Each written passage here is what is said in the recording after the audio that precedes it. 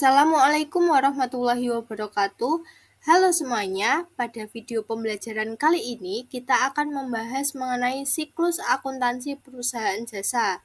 Nah, sebelum kita masuk ke materinya, kita akan membahas perusahaan jasa terlebih dahulu. Apa sih perusahaan jasa itu?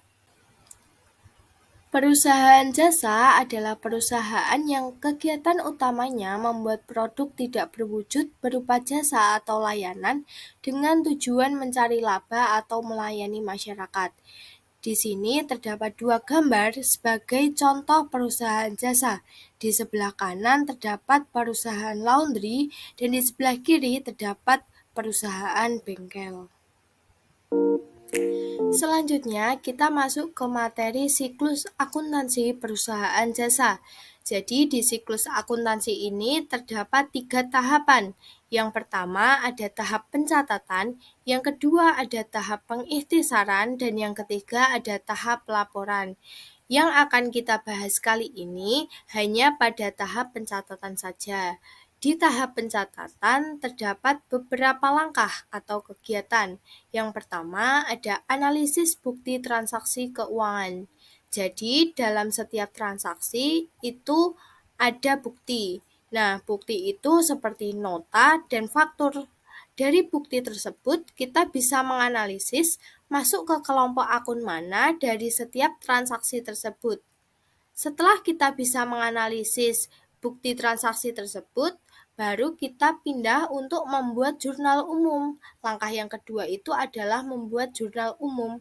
Setelah kita membuat jurnal umum, lanjut untuk pemindah bukuan atau memposting ke buku besar. Nah, setelah buku besar sudah jadi, lanjut ke tahap selanjutnya, yaitu tahap yang kedua, ada pembuatan neraca saldo, ada jurnal penyesuaian, dan kertas kerja. Setelah kita mengerjakan kertas kerja, lanjut ke tahap yang ketiga, yaitu tahap laporan. Tahap laporan ini juga ada beberapa langkah, seperti yang pertama pembuatan neraca, yang kedua laporan laba rugi, yang ketiga laporan perubahan ekuitas, dan yang keempat laporan arus kas. Nah, jadi di siklus akuntansi ini dalam pembuatannya itu harus runtut untuk tahapan 1, tahapan 2, dan tahapan 3. Baru bisa mengerjakan untuk tahapan selanjutnya. Karena tahapan-tahapan ini saling berkaitan, maka tidak boleh sembarangan dalam pembuatannya. Oke, langkah yang pertama adalah analisis bukti transaksi keuangan.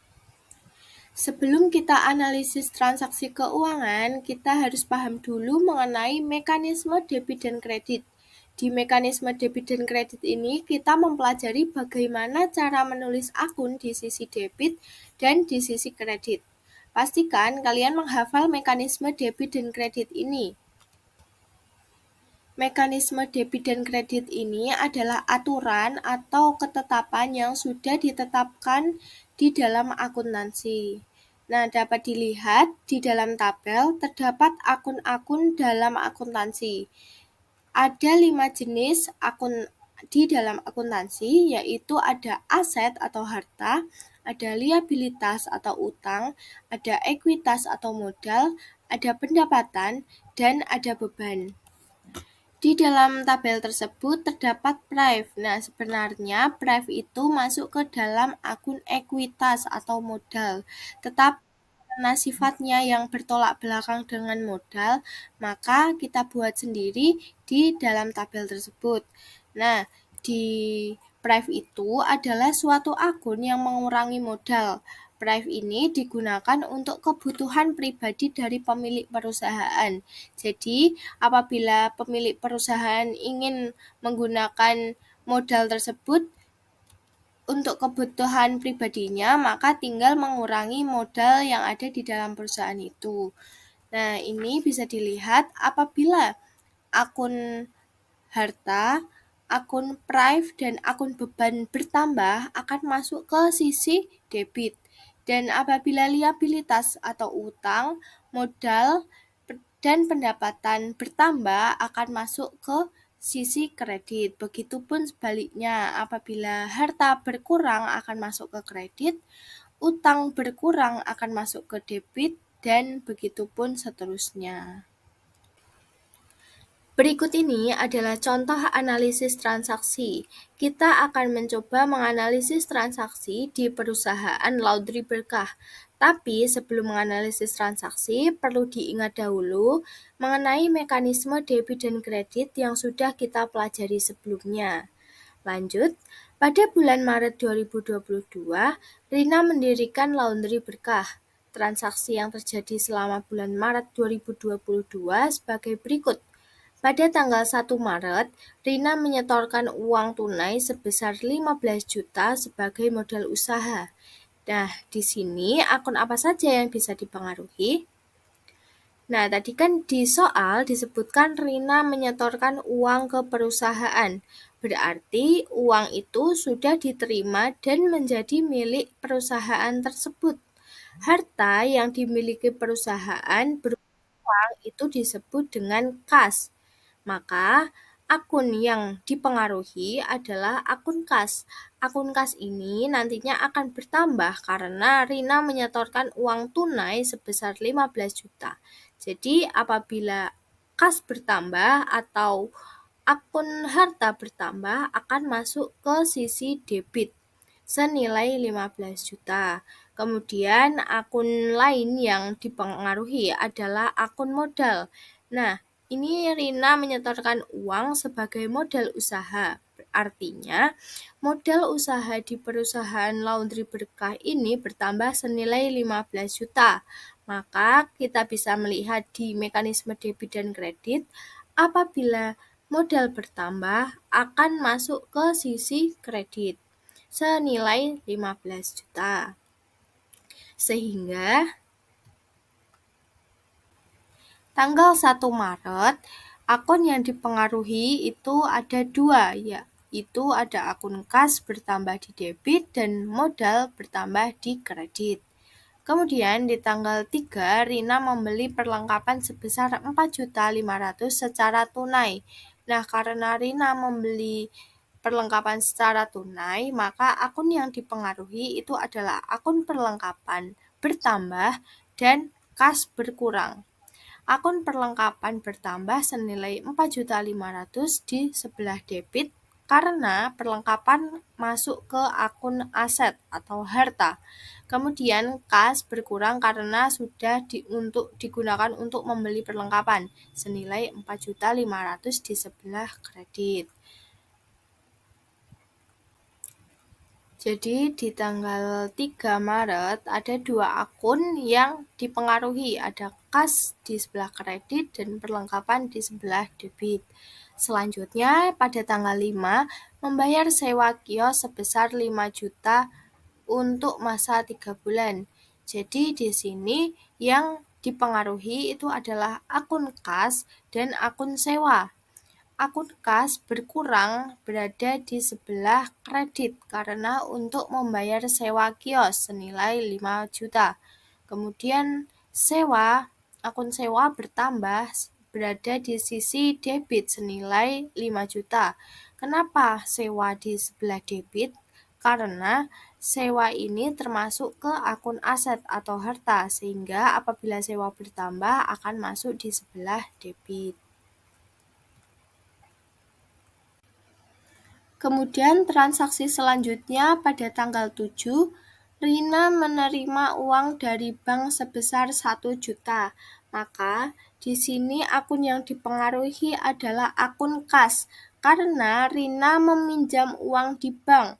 Kalau menerima utang dari bank itu artinya Rina meminjam uang di bank senilai 1 juta rupiah. Berarti kas akan bertambah di sisi debit senilai 1 juta rupiah dan utang bertambah di sebelah kredit senilai 1 juta rupiah.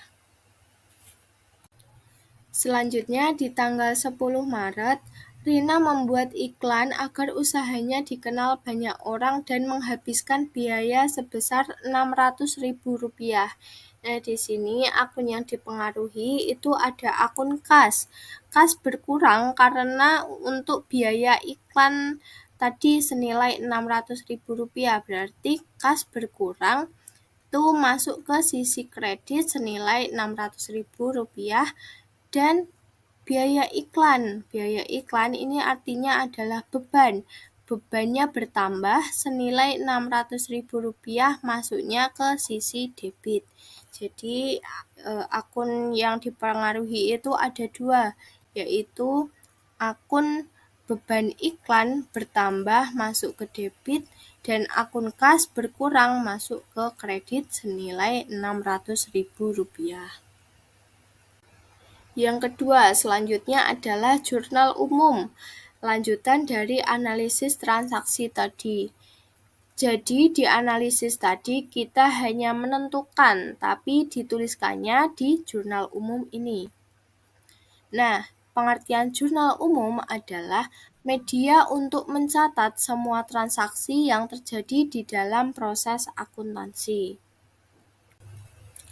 Nah, ini adalah contoh dari jurnal umum. Sebelum kita membuat tabelnya, kita membuat judul terlebih dahulu. Ini ada nama perusahaan, kemudian jurnal umum, kemudian per periode transaksi perusahaan tersebut. Nah, kemudian kita membuat tabel. Di kolom pertama ada tanggal, kolom kedua ada akun atau keterangan, kolom ketiga ada nomor referensi, kolom keempat ada debit, dan kolom kelima ada kredit. Karena kita tadi sudah mencoba untuk menganalisis transaksi keuangan di perusahaan laundry berkah, jadi kita akan mencoba untuk membuat jurnal umum di perusahaan laundry berkah. Nah, analisis tadi yang sudah kita kerjakan, kita tinggal masukkan saja ke tabel jurnal umum ini. Misalnya saja ini judulnya jangan lupa ditulis, ada Laundry Berkah Jurnal Umum pada periode Maret 2022. Kemudian pada tanggal 1 Maret 2022 tadi sudah kita analisis terdapat dua akun yang dipengaruhi, yaitu ada akun kas dan akun modal. Akun kas yang bertambah di sebelah debit dan akun modal yang bertambah di sebelah kredit.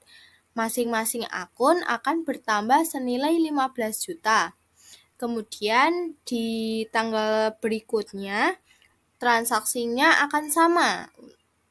Untuk memasukkan ke jurnal umum juga sama. Jadi pada tanggal 3 Maret itu terdapat akun perlengkapan dan akun kas. Akun perlengkapan yang bertambah di sebelah debit senilai 4.500.000 dan akun kas yang berkurang senilai 4.500.000 di sebelah kredit.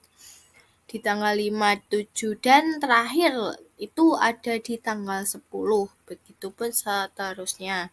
Kemudian kalau sudah selesai semuanya, nanti dijumlahkan di debit dan kredit itu saldo yang ada itu berapa. Jadi di antara debit dan kredit itu saldonya harus balance, harus seimbang, harus sama.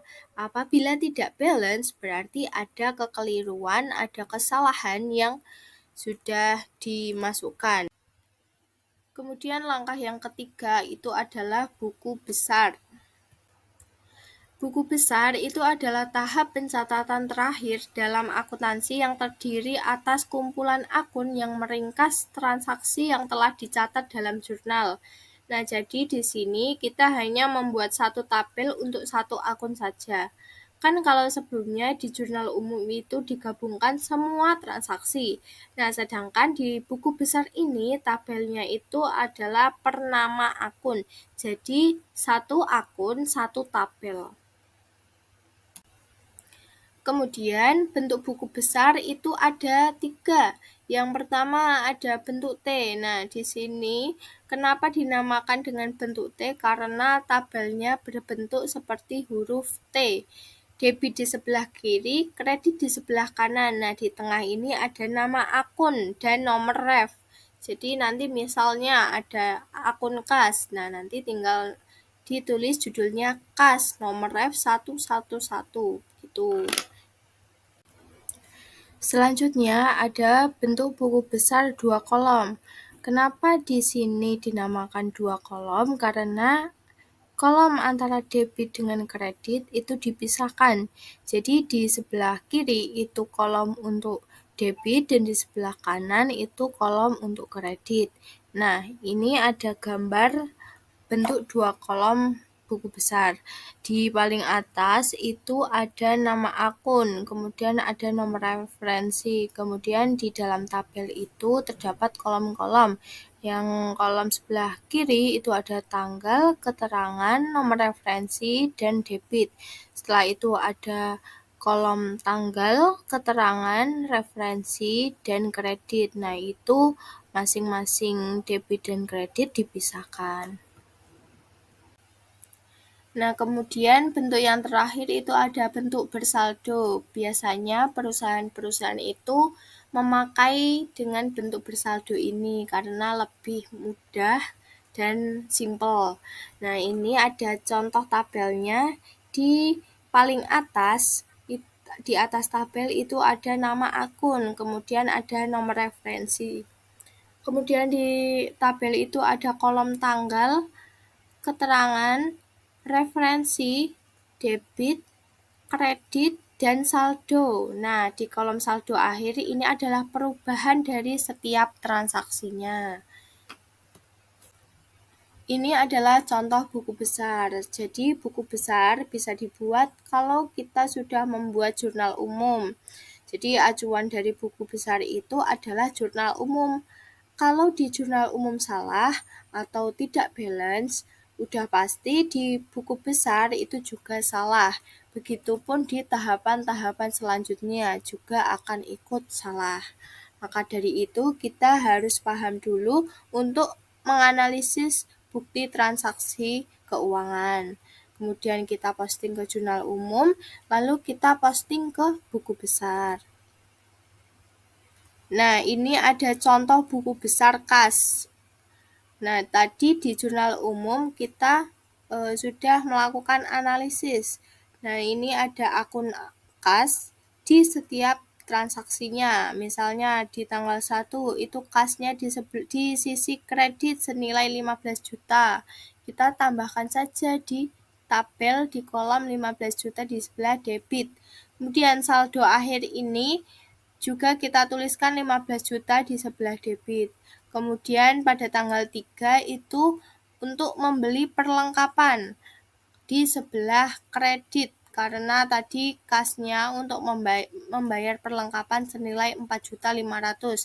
Nah, maka di saldo ini kita tulis di debit, kita kurangi 15 juta tadi yang di debit untuk modal awal kita kurangi untuk membeli perlengkapan senilai 4.500.000. Nah, saldonya tinggal senilai 10.500.000. Kemudian di tanggal 5 itu untuk membayar sewa kios senilai 5 juta di sebelah kredit. Nah, kita tinggal mempostingnya di sebelah kredit senilai 5 juta. Kemudian untuk di saldo ini kita kurangi. Nah, saldo ini ada di sebelah kredit maka dikurangi, kemudian apabila di sebelah debit maka kita tambah. Maka ini tadi saldonya senilai 10.500.000 kita kurangi lagi karena di tanggal 5 itu sebelah kredit, maka kita kurangi senilai 5 juta, sisanya atau saldonya itu 5.500.000. Begitupun seterusnya sampai transaksi yang terakhir. Nah, tadi kan kita sudah memposting akun kas ke buku besar. Kemudian kita lihat di jurnal umum lagi akun apa yang belum kita posting ke buku besar. Nah, ini ada contohnya seperti akun perlengkapan. Kita lihat di jurnal umum transaksinya hanya ada di tanggal 3 saja. Nah, kita tinggal masukkan ke buku besar. Jadi pada tanggal 3 Maret 2022 keterangannya membeli perlengkapan di sebelah sisi debit senilai 4.500.000, kemudian saldonya di debit juga senilai 4.500.000. Jadi saldo perlengkapan itu senilai 4.500.000. Kemudian akun yang belum kita posting ke buku besar itu ada modal. Modal itu ada di tanggal 1 Maret 2022. Jadi kita tinggal masukkan saja ke tabel buku besar, yaitu dengan keterangan setoran modal awal di sisi kredit senilai 15 juta, saldonya juga di sebelah kredit senilai 15 juta. Begitupun seterusnya, akun-akun yang belum diposting ke buku besar, kita tinggal memasukkan saja ke buku besar, gitu. Jadi, tadi kalau jurnal umum adalah kumpulan transaksi, kalau buku besar itu adalah pengelompokan dari masing-masing akun. Jadi, baik, kita hanya sampai tahap pencatatan saja. Sekian video pembelajaran kali ini. Semoga bermanfaat. Wassalamualaikum warahmatullahi wabarakatuh.